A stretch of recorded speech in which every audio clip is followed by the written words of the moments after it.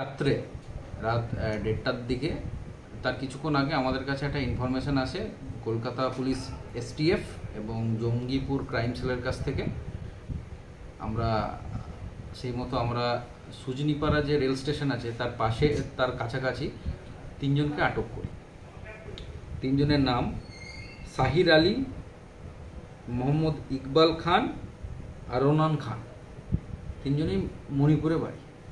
তাদেরকে আমরা আটক করি এবং তাদের কাছ থেকে টোটাল 570 গ্রাম অ্যাপ্রক্সিমেট হিরোইন আমরা পাই। এদেরকে তারপর অ্যারেস্ট করা হয়, স্পেসিফিক কেস স্টার্ট করা হয়েছে এবং এদেরকে আজকে কোর্টে ফরওয়ার্ড করা হবে 10 দিনের পিসিপিআর সহ। স্যার তারা কোথায় নিয়ে যাচ্ছিল?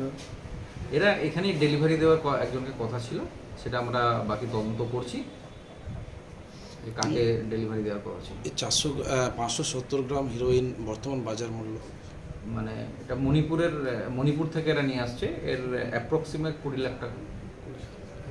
স্যার কতদিন পুলিশে হেফাজতের জন্য কোর্টে পাঠানো হচ্ছে? 10 দিনের। তো আমরা